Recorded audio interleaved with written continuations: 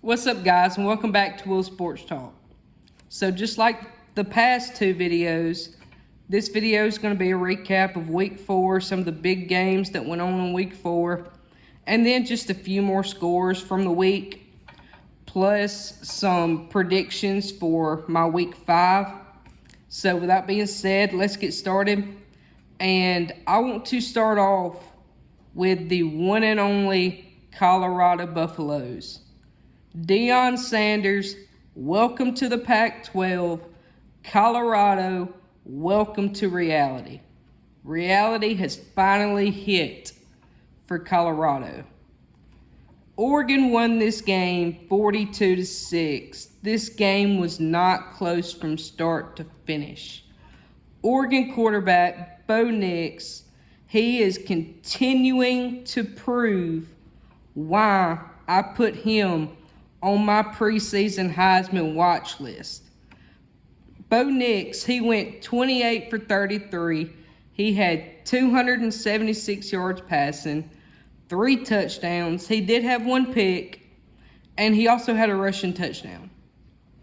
Running back Bucky Irving, he had 10 carries for 89 yards. He didn't have a touchdown. Oregon, they had 240 rushing yards for the whole game, so they actually absolutely torched that Colorado defense. Wide receiver Troy Franklin, he had 8 receptions for 126 yards, 2 touchdowns, torched the secondary. Defensively for Oregon, Connor Sewell led the team with 6 tackles. He had 3 solo tackles. Jumping over to Colorado's side of the ball, they didn't do much on either side of the ball. Colorado quarterback Shedeur Sanders, a lot of people had him as a Heisman favorite or a Heisman candidate going into this week. I don't know why, but a lot of people did. He finally got hit back to reality this week. He didn't have a very great game. He didn't have a bad game, but it definitely wasn't of his caliber that he's been playing so far this season. Shedeur actually went 23 for 33. He passed for 159 yards. He did have a touchdown. So like I said, it wasn't horrible, but it wasn't great either. Halfback Anthony Hankerson, he had 5 carries for 31 yards. He did not have a touchdown in this game. And Colorado was actually held to 40 total rushing yards in this game. Wide receiver Xavier Weaver, he had 9 receptions for 75 yards. He didn't have a touchdown. Their big receiver, Colorado's big receiver and defensive back, like I mentioned in my last video, he's out for the next 3 weeks. So he missed this game. It was a big loss to not have Travis Hunter out there for Colorado. But Colorado defensively, Juwan Mitchell led the team in tackles. He had 10 tackles. He had 4 solo tackles. He had 0.5 tackles for loss. Safety, Jaquez Robinson, he had a pick. Just a little recap of this game. Before the game, I just want to go over and kind of read Dan Lanning, the Oregon head coach, his pregame speech to his team. Oregon head coach Dan Lanning, he actually told his team before the game, he said, and I quote, "The Cinderella story is over. They are fighting for clicks. We are fighting for wins. There's a difference." And Oregon sure showed it against Colorado. They dominated this game from start to finish. Oregon's defense was flying around everywhere. They were constantly putting pressure on this Colorado offensive line, constantly putting pressure on Shedeur Sanders. Oregon, they were actually able to generate 7 sacks in this game. At the end of the game, those 7 sacks actually caused Shedeur Sanders to actually have negative 34 rushing yards for the whole game. And by the time the game was over, Shedeur Sanders actually did not have a pass more than 21 yards through the air. So that Oregon defense absolutely dismantled this Colorado offense. And if I'm being honest, if I'm talking about this game, yes, I know Colorado is talented. Deion is going to have this team competitive. It's not going to be in the next 3-4 years. It's going to take some time to build this program, but he will get this program where it needs to be. But as this game stands, Colorado was just out-athleted, really. I mean, Oregon has a lot more talent than Colorado does right now. They were just out-athleted, outmanned. It's going to take some time for this program to grow. It was a nice run while it lasted for Colorado, but I believe this loss for Colorado is just the start of a domino effect this season. I don't see them winning a whole bunch of games from here on out. Now, they have USC next week. USC and Colorado both, that could be a high-scoring game because USC does not play defense. I've mentioned it in previous videos. Colorado, their defense is shaky, inconsistent. They both have high-powered offenses. So I could see this game being pretty close for Colorado. But besides this game against USC, Colorado is not going to win many, if any, more this season unless they get a win versus an Arizona State. But it was a very good win for Oregon. Colorado's got some things to fix if they want to continue to build, continue to improve. My next game I want to talk about is Alabama-Ole Miss. Now, Alabama won this game 24-10. Alabama quarterback Jalen Milroe, he actually didn't play pretty bad. He played pretty decent in this game. He went 17 for 21, 225 yards passing, 1 touchdown. He did throw 1 pick, which, if you ask me, that 1 pick, it was in the end zone. It was a pretty good ball. I think the DB just made a very good play on the ball. But running back, Jace McClellan, he had 17 carries, 105 yards. He did have a touchdown. Alabama actually had 131 rushing yards for the whole game. So Alabama is finally starting to find that rushing identity, starting to run the ball a lot better than they have been these past 3 games. Wide receiver, actually a freshman, Jalen Hale, led the team with 2 receptions, 63 yards and a touchdown. Defensively for Alabama, Terrion Arnold led the team with 8 tackles. He had 6 solo tackles. Terrion Arnold also had a pick in this game.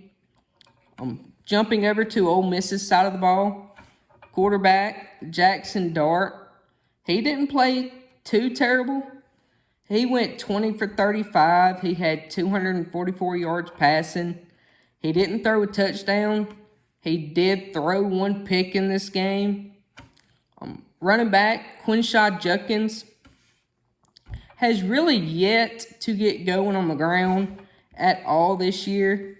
He's really not having the season that I really expected him to have this year. I expected him to be really one of the best backs in the SEC, if not the country.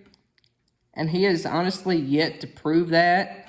We will see if he improves as the year goes on. But this game, he did have 13 carries for 56 yards.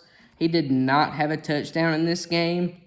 Wide receiver, Dayton Wade, he led the team with 5 receptions, 88 yards. He didn't have a touchdown.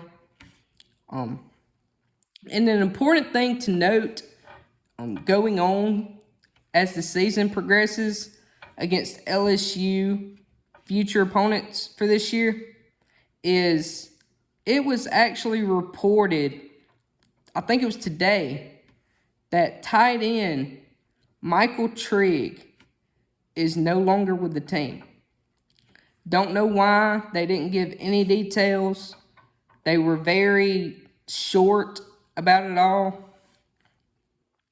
But all I know is they said that tight end Michael Trigg is no longer with the team. And that is honestly going to take a big hit for Ole Miss's offense moving forward, because Michael Trigg last year had a pretty good part in this offense. Because Lane Kiffin, he likes to utilize the tight ends in the passing game. So the tight ends got a lot of the yards last year for Ole Miss, and Michael Trigg was a big contributor to that. He was on his way to being a big contributor this year before they announced that he's not on the team anymore. So that's going to be a big hit for Ole Miss moving forward. But defensively for Ole Miss, Ashanti Kistrunk, he led the team with 8 tackles. He had 4 solo tackles. And Ole Miss's defense actually generated 4 sacks against Alabama. So they were able to bring pressure against this Alabama front. Just a little recap of the game. Alabama did show major improvement against Ole Miss, especially on the defensive side of the ball. Throughout the first 3 games of the season, that defense, especially that defensive line, has not really been able to show very much aggressiveness throughout these first few games. But that Ole Miss game, that really changed in that Ole Miss game. That defense shut down an Ole Miss offense that was averaging 53 points per game going into this Alabama game. Alabama was able to generate 5 sacks in this game, and they had 1 interception in this game. So this defense is very, very much improved, or as it looks right now for Alabama. We will see if they can keep that up and continue to build off that as the season progresses. Alabama, they still have a penalty problem. Even from the first of the year to now, they still have a penalty problem that really needs to be addressed. Alabama had 6 penalties for a total of 60 yards. Alabama's still got to get that fixed if they want to compete for the SEC West, get to the SEC Championship, get by Georgia, and get to the playoff like they are hoping. Another thing, if Alabama wants to get to the playoff, is Jalen Milroe. These past few games, and I know this game he only had 1 pick, but as it looks right now, it looks like Jalen Milroe is going to have at least 1 turnover every single game. whether it's an interception or whether it's a fumble. If Alabama wants to make it to the college football playoff or an SEC championship, Jalen Milroe has got to fix them turnover problems. He can't be having turnovers every single game if they want to make it to any kind of championship. Jalen Milroe has got to learn how to take care of the ball. And another thing for Alabama in this game that caused it to be so close is honestly play calling was kind of an issue for Alabama. There was one time Alabama was inside the 10-yard line and Tommy Rees puts Jalen Milroe in the shotgun. I believe he was inside the 5, if I'm not mistaken, and he puts Jalen Milroe in the shotgun. Jalen Milroe is a run-first quarterback. I don't know why you put Jalen Milroe in the shotgun in that situation. If it's me, I'm putting Jalen Milroe under center. I'm either running a quarterback sneak, I'm handing the ball off under center, or I'm doing some kind of bootleg play-action pass in that situation if I was Tommy Rees. Jalen Milroe also got sacked 4 times in this game. So the offensive line is still an issue for Alabama. That has to get fixed as well. And again, this is week 4. So we're almost midway through the season. So Alabama has got to get this fixed and get it fixed fast if they want to compete for championships. But overall, like I said earlier, Alabama did show some improvement. It was a very good win for Alabama. The next game I want to talk about is LSU and Arkansas. LSU won a tight one. They won this game 34-31. This game, the battle for the boot, is always tight when LSU and Arkansas get together. No matter where the game's played, what their records are, this game's always tight. So like I said, LSU won this game 34-31. LSU quarterback Jayden Daniels, he's continuing to show that he is a Heisman candidate. He actually went 20 for 29. He had 320 passing yards, 4 touchdowns. He did throw 1 interception in this game, though. Halfback Logan Diggs, he had 14 carries, 97 yards. He didn't have a touchdown. LSU actually rushed for a total of 189 yards in this game. Wide receiver Brian Thomas Jr. actually led the team with 5 receptions, 133 yards, and 2 touchdowns. But Malik Nabers, star wide receiver Malik Nabers, who has been showing out so far this year, was not far behind him. He had 8 receptions for 130 yards and 2 touchdowns. So he matched him on touchdowns. He was just 3 yards away from matching him in yards. And like I said in my last video, if Malik Nabers keeps this caliber of play up, he could very possibly be the best wide receiver in the country, and he could be up for that Heisman conversation. Defensively for LSU, Major Burns, he led the team with 12 tackles. He had 7 solo tackles. Safety Andre Sam, he had 1 pick. Cornerback Zy Alexander, he also had a pick. Jumping over to Arkansas side of things, Arkansas quarterback KJ Jefferson, he played pretty decent. He actually carried the team on his back, if you ask me. He went 21 for 31. He passed for 289 yards. He had 3 touchdowns, but he did throw 2 picks. Running back Rashad Dubinson, He is replacing the injured Raheem Sanders, who is out with a knee injury right now. Robinson, he had 15 carries for 78 yards.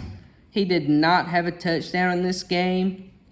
Wide receiver Luke Haas, he led the team with 6 receptions, 116 yards, and 2 touchdowns.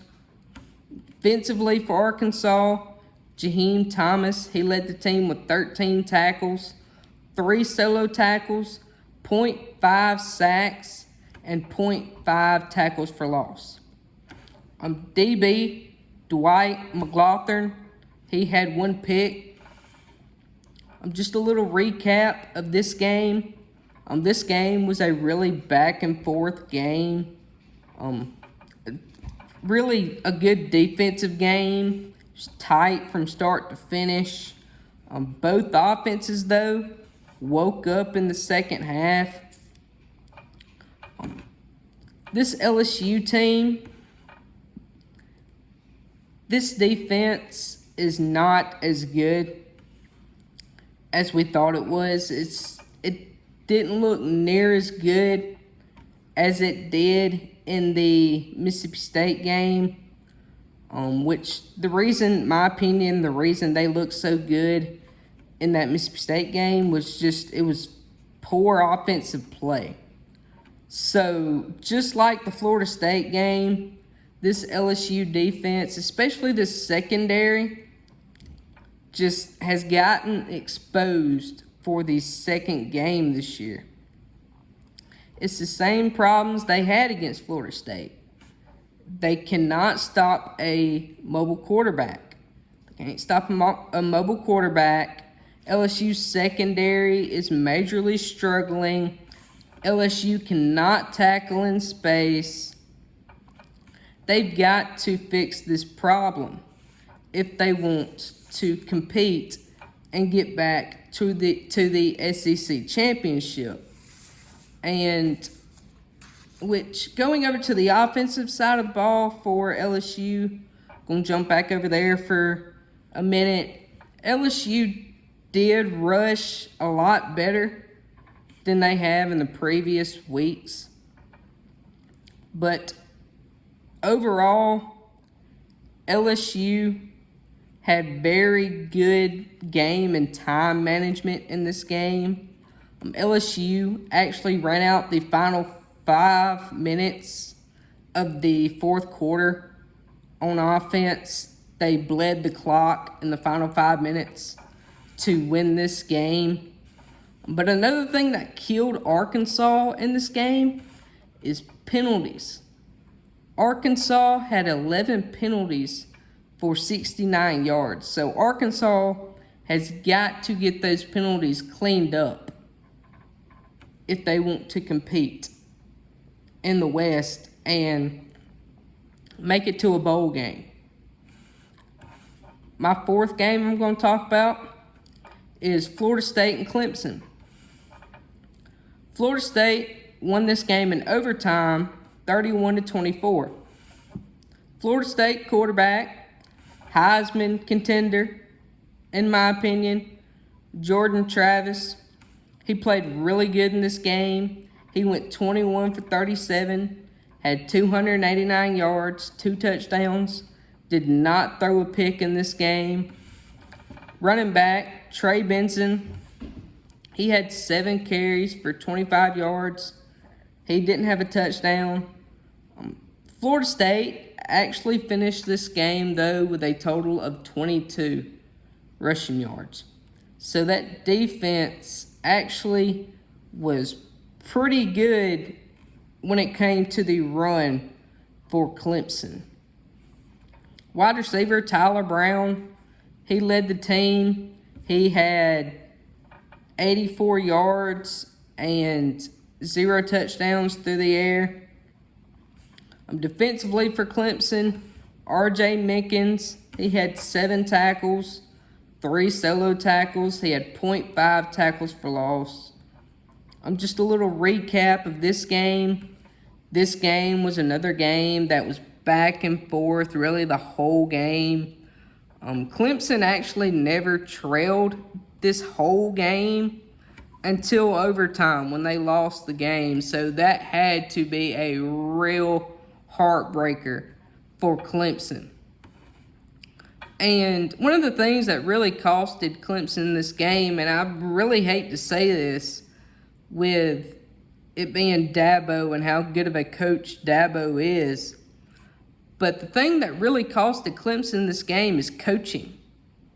Coaching costed Clemson this game. Garrett Riley, the offensive coordinator, he is not, so far this year anyway, he is not the offensive coordinator for Clemson that I thought he would be. I thought he would elevate the offense, which Clemson did score more this game. But he's just making some questionable calls on the offensive side of the ball. Garrett Riley, he called a bubble screen, a RPO bubble screen, on a 3rd and 1 in overtime, which was not converted. They threw the ball and it ended up being incomplete. And I think that play was actually intended for him to throw the ball. They should have either let him keep it and take it, or they should have handed the ball off if I was Garrett Riley. So very questionable play call there. Defensively, Wes Goodwin, he was making some questionable calls on the defense. At that first half, they really were not. Clemson was really not getting pressure on the quarterback, and it was because Clemson, Wes Goodwin, he was calling a 3-man front. Clemson was bringing a 3-man front that whole half. You can't bring much pressure with a 3-man front. So they've got to learn how to, and I'm not dissing the coaching staff, but they've got to call a better game than this which I think their chances in the ACC are done, but if they want to somehow find their way at the top half of the division, the offensive play calling, the coaching in general has got to get better. Clemson did have a chance at the end of this game to go win it, spike it, take a shot at the end zone, but they were not able to do that. They let the clock run out, so poor clock management. Clemson also missed a 29-yard field goal with less than 2 minutes left in this game, so the kicking game has still yet to improve for Clemson. Clemson just shot themselves in the foot a lot in this game. And that's got to get better. They've got to clean those mistakes up if they want to continue to improve and win games this year. My last game I want to talk about is Notre Dame and Ohio State. Ohio State actually won this game 17-14. They actually won this game on a go-ahead touchdown as time expired. So that's a big win for Ohio State. Ohio State quarterback Kyle McCord, he didn't play terrible in this game. He went 21 for 37, had 240 yards passing. Didn't throw a touchdown, but he didn't throw a pick either. Running back Travion Henderson, he actually had 14 carries, 104 yards, and a touchdown. He had 126 rushing yards for the whole game. Wide receiver Emeka Egbuka, he led the team with 7 receptions, 96 yards. He did not have a touchdown in this game. And another Heisman hopeful, a top-round pick, a first-round pick in next year's draft, Marvin Harrison Jr., he was just behind him with 3 receptions, 32 yards. He did not have a touchdown either in this game. Defensively for Ohio State, Lathan Ransom, he led the team with 13 tackles. He had 7 solo tackles. Jumping over to Notre Dame's side of things, another Heisman hopeful, Sam Hartman. Lately he's been playing like one of the best quarterbacks in the country. But this game, I'm not going to say he played bad because he didn't, but he did not play like he did not play like he has been playing the first of the year. I really expected Sam Hartman to play better than this. He went 17 for 25, 175 yards and a touchdown. So, like I said, he's been playing a lot better, which I think he's still going to play really good as the year goes on. I believe Sam Hartman is still going to light up the scoreboard. I believe if he continues the caliber of play up that he has this year, that he will be in New York for the Heisman Trophy.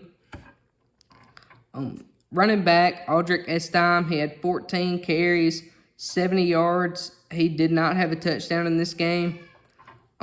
Notre Dame actually had 176 rushing yards for the whole game. Wide receiver, Mitchell Evans, he led the team with 7 receptions, 75 yards. He did not have a touchdown in this game.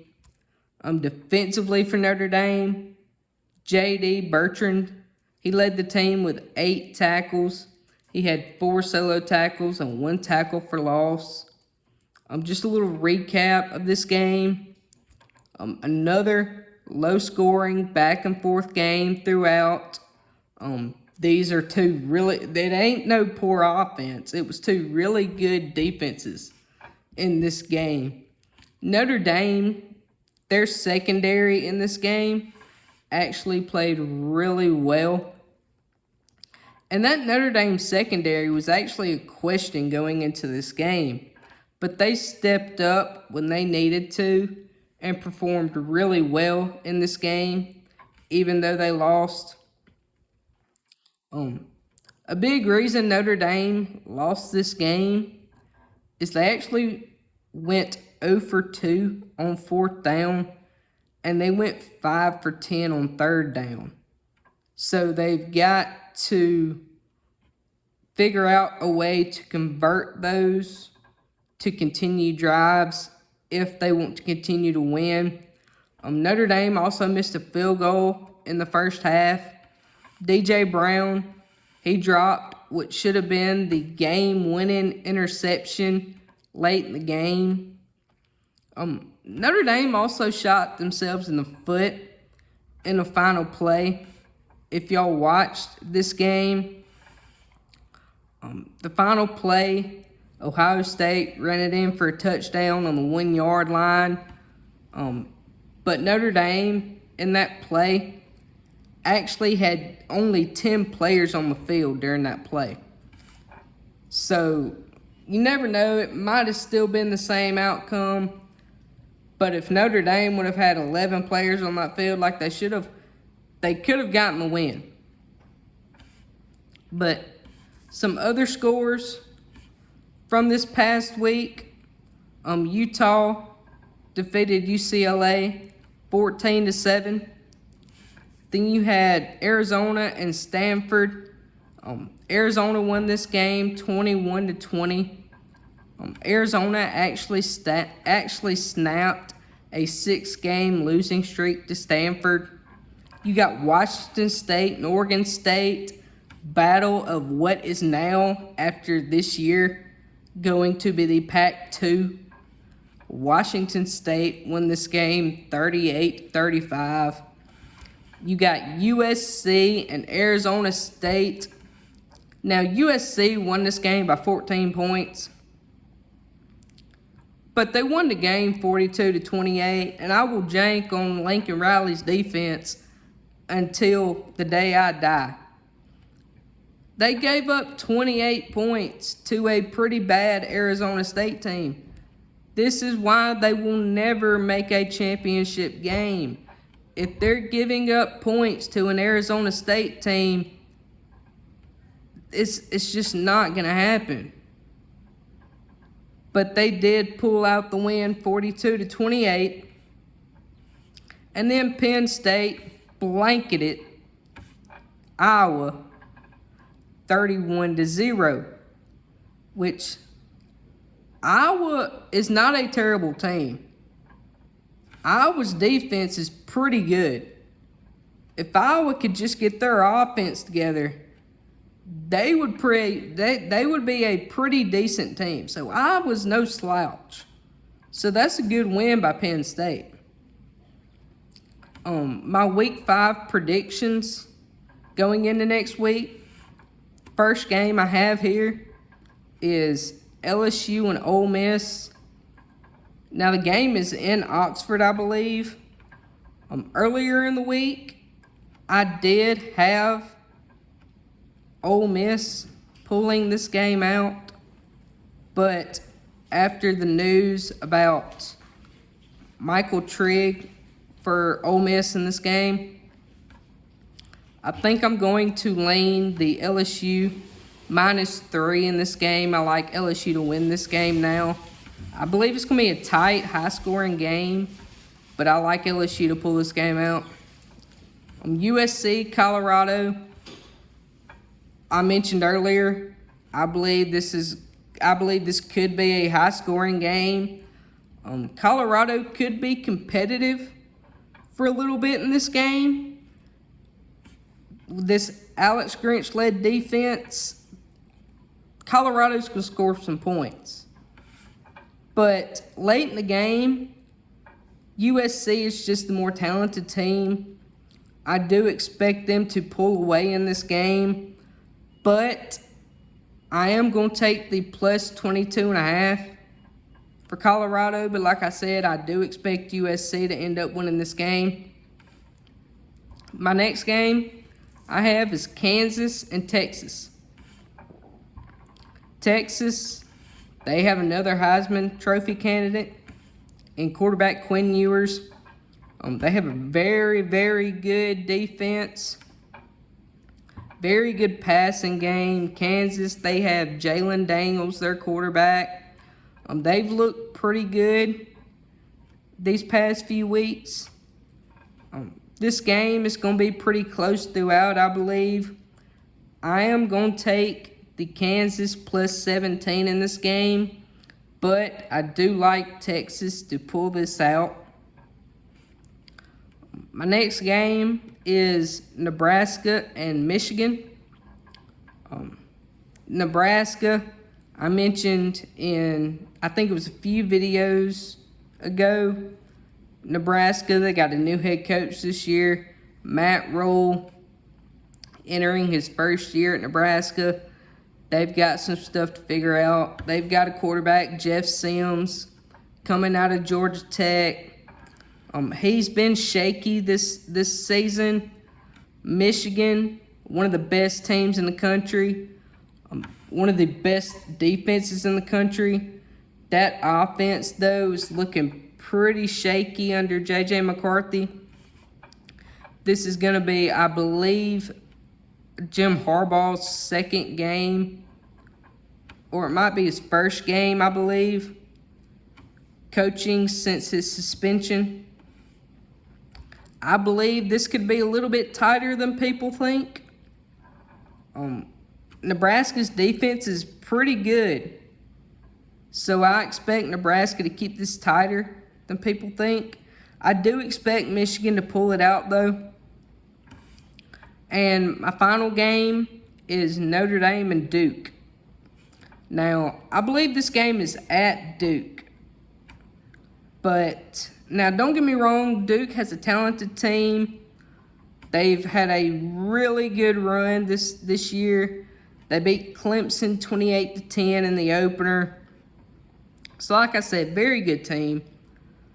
But in the end, Notre Dame, I think they have Sam Hartman. I mentioned earlier, he's, my opinion, one of the best quarterbacks in the country. I believe if he continues playing like he is, he could be in New York by the end of the season. I'm not saying he could win it, but he could be there. I believe Notre Dame is just more talented than Duke. I actually like Duke, the -5.5. I like Notre Dame, the -5.5. I like Notre Dame to take this game and win this game. So that concludes my recap and my Week 5 predictions. I hope y'all enjoyed it. Let me know what y'all agree with, disagree with, other comments y'all might have. And I will see y'all next week in my next video. Thank you.